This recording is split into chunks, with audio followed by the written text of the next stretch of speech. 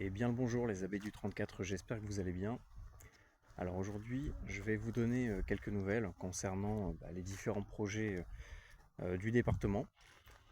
Et je vais plus particulièrement vous parler du mèche-tastic. Alors, j'ai pas encore eu l'occasion de présenter la technologie mèche-tastic sur cette chaîne.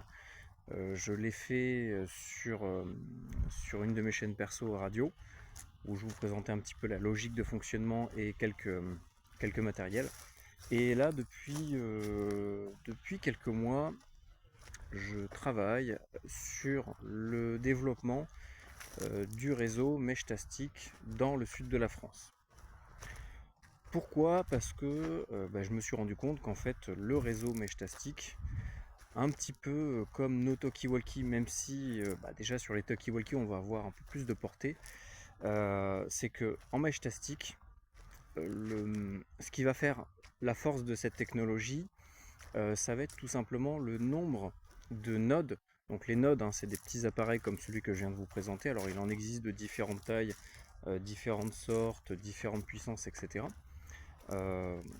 Mais grosso modo, on va pouvoir également retrouver des nodes autonomes. C'est-à-dire que ça va être en gros un relais mèche-tastic, même si en réalité tous les appareils mèche-tastic vont par défaut faire office de relais, c'est-à-dire que lorsqu'ils vont recevoir une communication, eh bien ils vont répéter cette communication dans leur périmètre, et si on a plusieurs nodes les uns à côté des autres, eh bien ils vont tous relayer la même information, et donc ça permet comme ça automatiquement de créer un réseau décentralisé et on va dire plus ou moins autonome. En fait, l'autonomie de votre réseau va vraiment dépendre du matériel que vous allez mettre en place et comment vous allez le régler, grosso modo. Mais donc le mèche-tastic, ça permet de communiquer sous différentes formes, mais la forme la plus classique, on va dire que l'usage euh, par défaut du mèche-tastic, ça va être surtout le texte.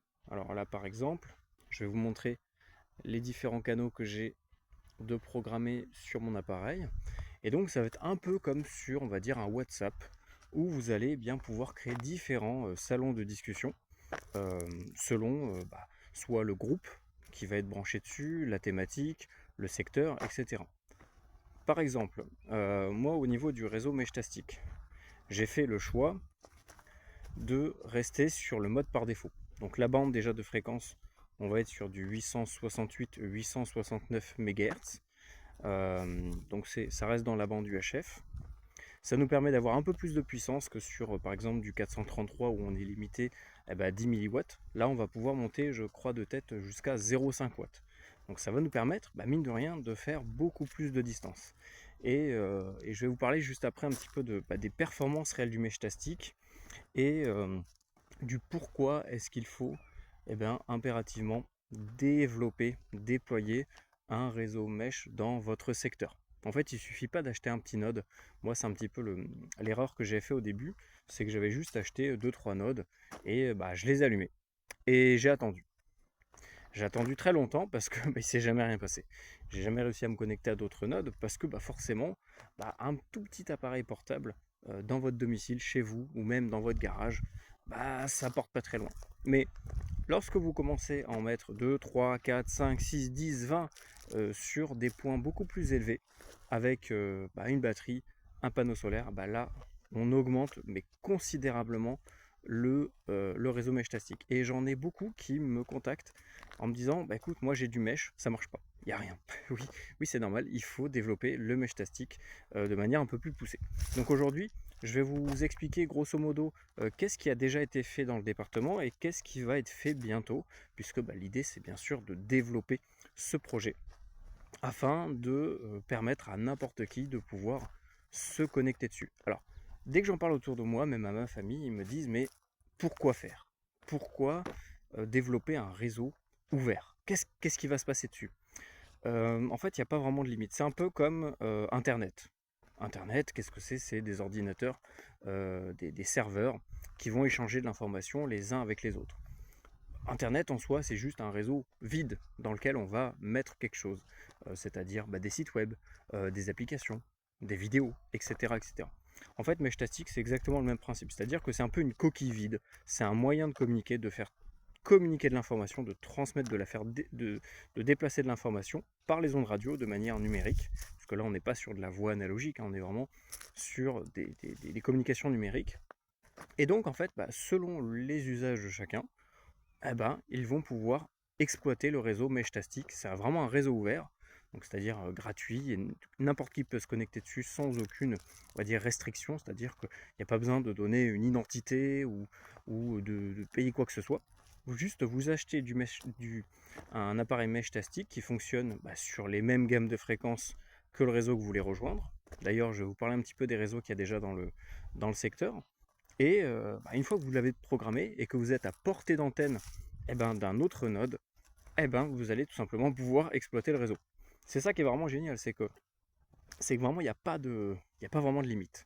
Donc ceux qui ont besoin de communiquer, je sais pas moi, du positionnement, par exemple pour faire du tracking, je sais pas moi, vous voulez suivre votre voiture au cas où il y a un vol, vous pouvez tout à fait programmer un node avec un tracker GPS qui passe par le réseau et qui vous permet à n'importe quel moment de savoir, enfin à n'importe quel moment, tous les X temps, donc ça va être à vous de le programmer, d'afficher la position de votre véhicule ou d'un véhicule par exemple d'intervention pour un service de secours.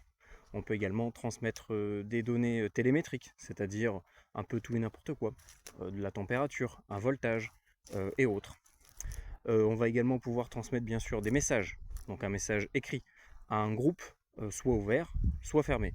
Donc ça on va le voir juste après, je vais vous montrer un petit peu quels sont les canaux à utiliser et comment ça s'utilise. Vous allez voir que c'est vraiment pas compliqué du tout, c'est vraiment comme un canal WhatsApp. On va pouvoir afficher tous les nodes, les nodes ça peut être un utilisateur ou même un node relais ou autre, hein. On va pouvoir afficher tous les nodes sur une carte, voir les interactions les uns avec les autres. Là il y a des applications qui commencent à être développées où on va pouvoir connecter nos nodes à une application d'ordinateur ou de téléphone pour vraiment administrer, un peu comme si c'était un serveur informatique, et vraiment voir tout ce qui se passe dessus. Donc ça permet par exemple, voilà, moi j'imagine surtout des situations urgence, catastrophe, on va pouvoir facilement équiper un ensemble d'acteurs du secours ou autres, ou même des simples citoyens, en Meshtastic. Le mieux c'est quand même qu'ils soient au préalable équipés en mèche, hein, pour qu'ils puissent avoir un peu déjà l'habitude d'exploiter cette technologie, et ils vont pouvoir comme ça communiquer entre eux de manière décentralisée et de manière résiliente. Parce que le but, moi je vois aucun intérêt à monter des installations fixes, très lourdes, qui sont branchées à EDF, à Internet, comme avec le protocole par exemple MQTT, que je n'exploite absolument pas parce que ça bouffe beaucoup d'énergie et ça fait perdre en résilience de la résilience au réseau. Donc moi je fonctionne vraiment en local. Là le but du déploiement du mesh dans l'Occitanie, parce que ça ne va pas être que dans le 34 hein, que je compte le développer, ça va être vraiment dans tout l'Occitanie, c'est d'avoir un réseau, on va dire, décentralisé, vraiment déconnecté d'Internet, sans possibilité de le mettre dessus. Après, les autres qui veulent monter en parallèle des nodes connectés à Internet, il n'y a aucun souci, mais là, l'objectif de ce réseau mesh, du Meshtastic de manière générale même, hein, ça va être surtout de fonctionner en local. Donc là, donc je vous disais que ça fait déjà quelques mois que je travaille là-dessus. Je vous en avais pas vraiment parlé parce que ça restait quand même très expérimental. Je fabriquais moi-même mes nodes. J'ai eu beaucoup de problèmes au niveau des alimentations, des batteries, des panneaux, enfin bref. Voilà, si vous nous suivez sur Instagram, donc c'est groupe FCF34, hein, tout attaché, je poste régulièrement les petites actualités au niveau du mesh. Et vous allez voir qu'il y a eu beaucoup de galères. Et donc là, depuis quelques jours, et notamment aujourd'hui, vous voyez que le ciel est plutôt bleu. On nous avait annoncé ciel gris, au final le ciel est bleu, et qu'est-ce que ça fait? Ça fait que tous les nodes qui se sont coupés pendant qu'il faisait vraiment très mauvais ont pu redémarrer correctement. Moi ça me permet, et ainsi que tous ceux qui testent avec moi, pour l'instant on n'est pas beaucoup, hein, mais l'idée c'est que vous puissiez rejoindre. En fait on s'est rendu compte que c'est bon, le réseau peut fonctionner de manière autonome. S'il y a des coupures, ça redémarre automatiquement, ça reprend la main, et tout refonctionne. Donc là depuis ce matin, tous les nodes du département 34 sont de nouveau allumés. Ils arrivent tous à communiquer entre eux. Et comme ça, j'ai pu établir déjà des communications sur des très longues distances, à mine de rien, avec des petits appareils qui coûtent vraiment pas cher. Donc, grosso modo, comment est constitué le réseau Meshtastic dans le secteur et comment moi je vous recommande de le développer? Eh bien, tout simplement, il faut voir ça un peu comme un système, j'aime pas le terme pyramidal, mais avec, euh, avec différents niveaux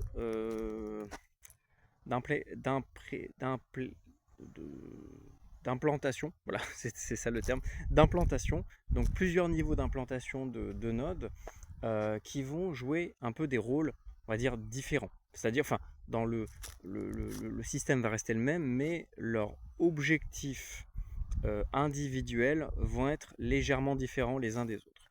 Donc là en ce moment, attendez, je vais calculer 1, 2, 3, 4. Donc personnellement, moi avec mes collègues, on a déjà installé 4 nodes vraiment autonomes, entièrement autonomes, qui peuvent communiquer. Non, 5, pardon. Là, il y en a un cinquième qui vient d'arriver, qu'on a déployé il y a quelques jours. Donc il y a 5 nodes qui sont déployés dans le secteur et qui communiquent tous ensemble. Alors le dernier, vu qu'on vient juste de l'installer, il y a encore quelques petites rectifications à faire dessus, en termes de puissance, de dégagement d'antenne, peut-être de positionnement, parce que forcément la position du node va forcément jouer sur sa couverture radio. Mais voilà, donc nous on en a 5 qui fonctionnent de manière autonome et ils ont des rôles différents. Je vais vous expliquer un peu plus en détail quels sont ces rôles et pourquoi est-ce qu'il faut vraiment réfléchir comme ça et de ne pas juste poser un node bêtement sans réfléchir à quoi il va servir, son dégagement, sa position, etc. Le premier node que j'ai installé, c'est un node qui se trouve vers Port-Tiragne, entre Vias et Port-Tiragne, sur le terrain de quelqu'un de ma famille, qui est autonome, et donc lui va avoir un dégagement, on va dire, plus sur la côte.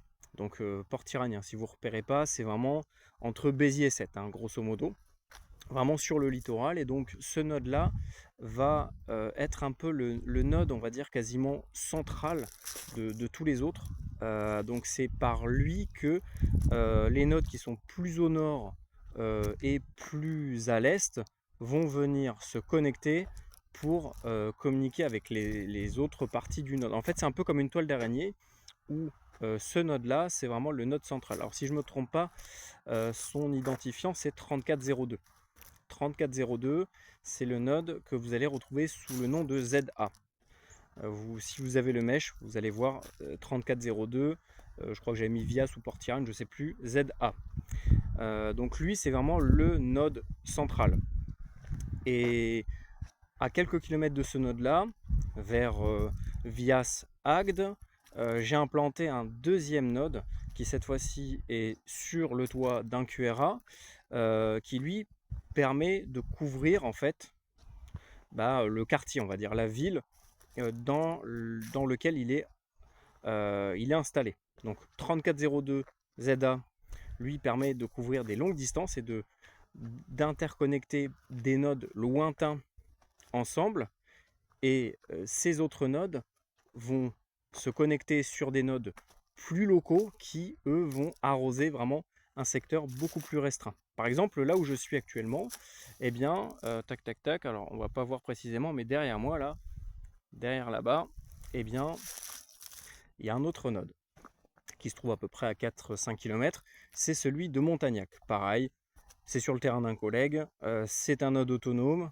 que j'ai foutu en haut d'un arbre, et qui lui va me permettre plus d'arroser dans le secteur. Donc ça va être Clermont-Lérault, je vais avoir un dégagement du côté un peu ça va être presque Montpellier, vous voyez un peu le nord de Montpellier, toute cette zone où il y a Agnan, Gignac, etc. Normalement je l'arrose. Pareil au niveau du Pic Saint-Loup.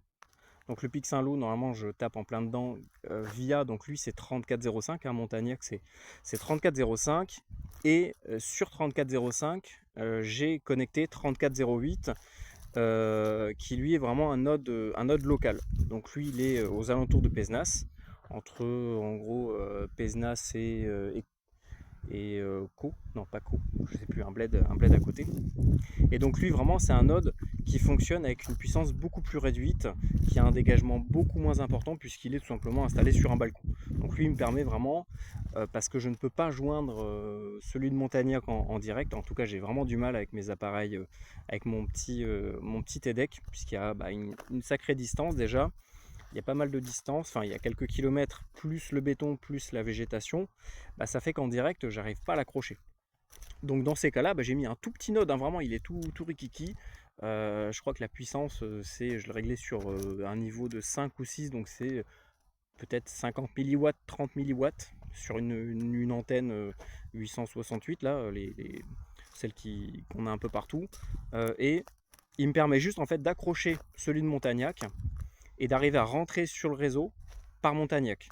Puisque lui en direct, vu qu'il est vraiment localisé dans un périmètre très restreint sur un balcon, en fait, il n'y a que en passant par Montagnac, qui est un peu plus au nord, qu'il arrive à redescendre sur les nodes du sud de la France. Dans tous les cas, là, pour regarder cette vidéo, moi je vous recommande en parallèle, je vais vous mettre le lien de la page du groupe, parce que c'est pareil, on vient de faire une page pour le groupe FCF34, au moins vous voyez un petit peu les activités qu'on fait. Pareil, si vous voulez aider au développement du réseau, j'ai ouvert un Tipeee. Et sur le Tipeee, vous pouvez tout simplement nous aider à financer le réseau, puisque pour l'instant c'est de notre poche. Mais l'idée c'est que vous puissiez, vous, si vous avez envie, besoin de monter un node, si vous voulez développer le mesh dans votre périmètre, et par le Tipeee c'est possible. Donc après nous, on prend le temps d'étudier tout ça, parce que ça va, là ça fait quasiment un an déjà que je suis dans le mesh, je commence à bien comprendre la logique de fonctionnement, à bien pouvoir analyser les bons emplacements pour couvrir correctement certaines zones.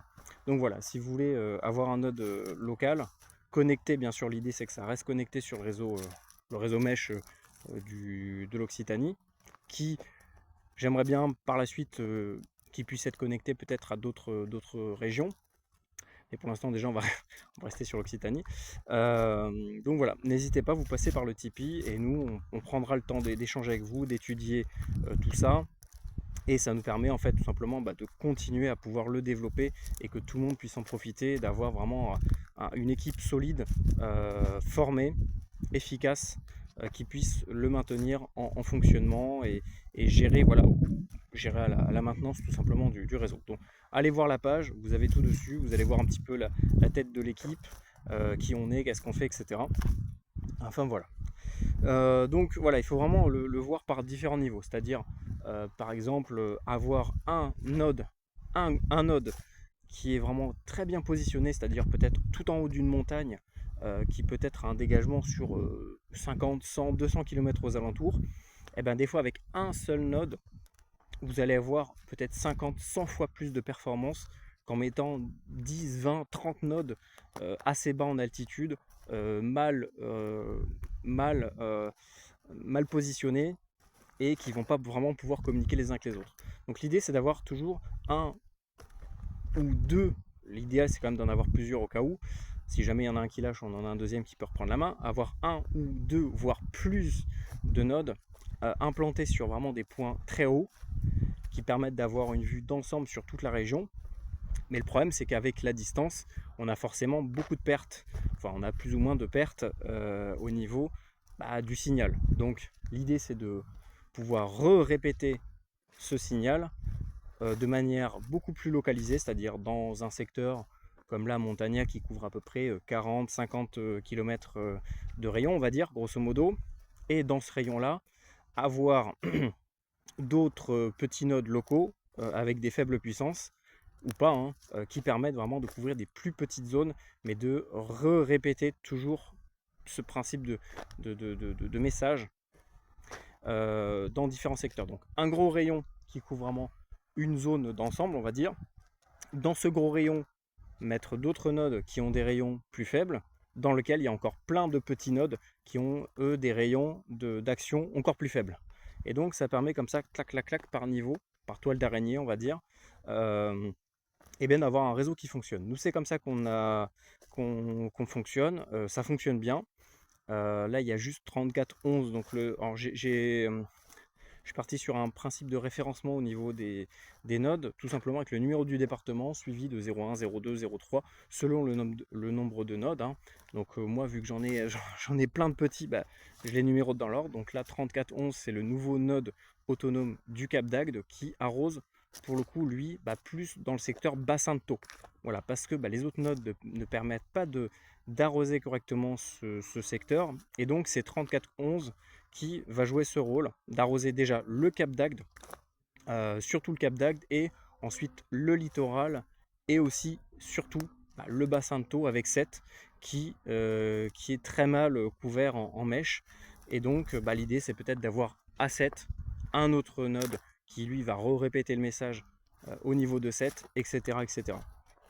Voilà, donc voilà un peu comment fonctionne le réseau. Mais je vous dis, allez voir le lien là, donc c'est fcfgroup.fr/fcf34.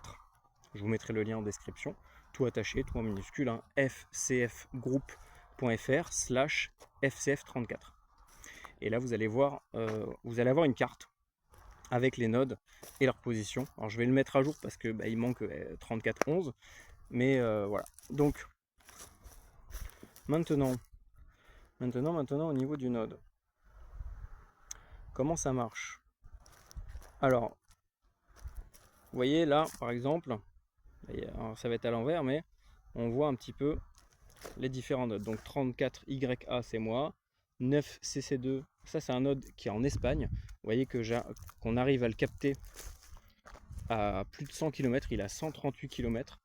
Il y a eu un saut, donc c'est-à-dire, là on voit un saut. Ça veut dire qu'il a été répété une fois. Alors le maximum qu'on peut régler hein, sur le mesh, c'est 7 répétitions, c'est-à-dire que un message, que ce soit du positionnement, de la signalisation, un message texte, n'importe quoi, il peut être répété jusqu'à 7 fois par 7 nodes différents. Donc je vous laisse imaginer la distance qu'on peut potentiellement faire avec ça, c'est-à-dire que si on espace chaque node de 50 ou 100 km, eh ben, vous faites 7 fois 50 et ça vous donne une petite idée de grosso modo de la portée qu'on peut avoir avec ce genre de technologie. Donc là on a route Mar du Delmont, alors je sais plus c'est un nom autre en français, donc c'est vraiment dans les Pyrénées côté espagnol. 3408 c'est Pesnas Nord. 3402 Vias centre autonome, celui que je vous disais tout à l'heure, il est entre Agde et Vias. 3404 c'est Zeda, c'est celui qui est vraiment le node central. Je sais pas si vous allez voir. Pam pam pam. Alors bien sûr hein, les positions sont pas exactement les bonnes. 3405 c'est Montagnac. 3401, alors lui il est plus actif, je m'en servirai pour autre chose. Et 3411, alors des fois de temps en temps on a des ouvertures vers le nord. Vous voyez là par exemple on a eu le routeur Saint-Didier sur Aubenas, j'ai regardé, c'est quasiment à 200 km du département 34. Donc par moment la propagation fait aussi qu'on n'arrive pas à se connecter sur un autre réseau beaucoup plus loin. Bon, l'idéal ça serait quand même d'avoir quelque chose de très stable. Donc bah, la stabilité on peut l'avoir uniquement qu'avec un bon dégagement, une puissance suffisante et surtout, très important, avoir une bonne antenne. C'est vraiment ce qui va faire le plus gros du travail. Sur le node de ZA, au début j'avais mis une toute petite antenne. Je suis parti sur une plus grosse antenne. Eh ben, la portée, je l'ai multipliée par 3-4, facile. Donc vraiment, ne négligez pas du tout l'antenne. Et après, donc 3411, hop, vous voyez, tac, 3411, Cap d'Agde, autonome. Voilà. Donc à chaque fois, vous verrez, normalement, sur les nodes qu'on gère, donc il y aura déjà l'identifiant avec le numéro du département, 3401, 02, 03, 04. Alors ça n'a rien à voir avec les QRZ, hein. Là par exemple le 3402, il appartient pas à Kilian, qui est FCF 3402. C'est juste bah, le deuxième node du département 34. Voilà, tout simplement, je le précise. Donc vous verrez donc déjà l'identifiant avec le 34. Et ensuite, dans le nom du node, ça s'appellera toujours FCF quelque chose. Donc moi, bah, dans le 34, c'est toujours FCF34, suivi du nom de la ville, de son mode de fonctionnement, donc autonome, et peut-être d'autres infos. Voilà, donc par exemple, si je reprends les autres, 3401, bah, c'était FCF Montagnac, donc lui, je l'ai remplacé par le 0,5. Donc par exemple 34,05 c'est FCF 34 Montagnac, 34,04 FCF 34 ZA autonome, 34,02 FCF Vias centre autonome, 34,08 FCF 34 Pézenas Nord. Enfin bref, voilà, vous voyez un peu la logique. Donc si vous voyez ce genre de node, enfin si vous, alors ce qui est bien aussi avec le mesh, c'est que si vous accrochez, si vous arrivez à vous connecter ne serait-ce que sur un seul de tous les nodes du réseau, eh ben vous avez une porte d'entrée sur le réseau entier. C'est-à-dire que si vous arrivez à vous connecter par exemple que sur le Montagnac, parce que les choses font que tous les autres vous les captez pas, c'est pas grave, parce que Montagnac lui il est connecté à Pézenas, à ZA, à Vias, à peut-être d'autres, celui de l'Espagne, et donc comme ça vous allez automatiquement pouvoir vous connecter sur l'ensemble du réseau via un seul node. Donc voilà, c'était vraiment une vidéo pour vous présenter ce projet sur lequel je bosse depuis des mois, donc c'est pour ça aussi que je suis pas tellement actif. C'est que là le mesh commence à vraiment se démocratiser, il faut absolument qu'on soit les pionniers dans le secteur pour le développer. Et donc voilà, ça fait des mois qu'on bosse là-dessus et aujourd'hui on arrive à de vrais résultats, donc comme quoi il ne faut jamais rien lâcher dans la vie. Et donc voilà, donc nous on fonctionne sur le mode long fast. C'est le type de communication, hein. C'est du mesh tastic long fast, c'est-à-dire que la communication va être très rapide mais sur une bande passante assez importante. Je crois qu'on est sur du 250 kHz. C'est vraiment le mode par défaut. Donc moi j'ai voulu me mettre sur le mode par défaut pour être un maximum compatible. Voilà, je vous en avais déjà parlé par rapport à d'autres réseaux qui cherchent plus la performance plus que la redondance, on va dire, le fait que tout soit interconnectable. Mais voilà, il existe après d'autres réseaux en parallèle du nôtre, enfin en parallèle du long fast, on va dire, dans le 34. Par exemple sur Béziers, et je crois que Perpignan, ils sont sur le même réseau. Eux, ils sont sur du 433 MHz en longue modérate. Donc, le longue modérate en France, ça correspond grosso modo au réseau Golix. Donc, cherchez réseau Golix, vous verrez ce que c'est. Et en parallèle du 433, il y a justement le réseau Golix qui lui, alors je ne sais pas s'il fonctionne aussi en 433, en tout cas je sais qu'ils sont en 868, là 869. Donc le réseau Golix, eux ils sont en longue modérate, également en 868-869 MHz. Donc en fait ils sont sur les mêmes bandes de fréquences que nous, mais sur d'autres modes, sur un autre mode, sur le long modérate, qui est plus lent mais qui a moins de bandes passantes, donc ça peut s'encombrer plus facilement, mais la portée est un peu plus importante. Donc voilà, nous on a fait le choix de la simplicité, de l'interopérabilité, mais sachez que voilà, il existe aussi d'autres réseaux dans le secteur qui fonctionnent sur d'autres fréquences et d'autres modes. Donc après à vous de faire votre choix. Mais voilà, donc nous on est vraiment resté sur celui par défaut. Une fois que vous programmez votre node au niveau de la région, donc nous c'est Europe 868, c'est vraiment le paramètre par défaut. Une fois que vous validez ce paramètre, vous êtes immédiatement vous pouvez vous connecter immédiatement sur le réseau. Alors, on va finir sur, parce que ça fait déjà 30 minutes quasiment, mais au moins vous avez un maximum d'infos, au niveau des salons de discussion. Par défaut, si vous êtes en mode long fast, vous avez forcément le canal long fast qui va se créer. Celui-là, c'est vraiment celui par défaut. En fait, en plus de programmer un mode de communication sur le mesh, il y a toujours un salon de discussion qui lui est dédié et qui est par défaut. Donc si vous vous réglez en long fast, vous avez forcément le salon long fast. En plus de ça, les autres salons qui existent, je vais vous les donner, on en reparlera un peu plus en détail une prochaine fois. Il y a le salon France, donc avec un F majuscule, F majuscule France, voilà. Avec le même code, la clé c'est AQ en majuscule égal, donc AQ égal. Donc ça je l'ai mis sur tous les autres salons. Ensuite il y a le salon pour le groupe FCF de manière nationale, c'est juste le nom FCF en majuscule, pareil la même clé AQ égal. Et ensuite pour le local ici, pour le FCF 34, tout simplement c'est le salon FCF 34. Donc toujours en majuscule, FCF 34 avec la même clé AQ égal. Donc ça c'est les 4 salons sur lesquels nous on va travailler, mais rien ne vous oblige à vous y mettre. Mais voilà, l'idée c'est que si jamais on veut éviter de perturber de transmettre un message à absolument tous les nodes qui sont connectés, c'est-à-dire nous ça va jusqu'à l'Espagne, donc c'est-à-dire que potentiellement des Espagnols vont même recevoir nos communications si on se met sur le Longfast. Et c'est pour ça qu'il y a déjà eu un salon qui a été créé pour la France. Au moins déjà ça restera au niveau du pays, et ensuite moi je l'ai fait euh, de manière logique et de manière décroissante, c'est-à-dire Longfast tout en haut, le général, France pour le pays, FCF pour le groupe FCF et FCF 34 pour le groupe du département. Voilà, au moins, selon la zone qu'on veut toucher, sur laquelle on veut communiquer, on va choisir le bon salon.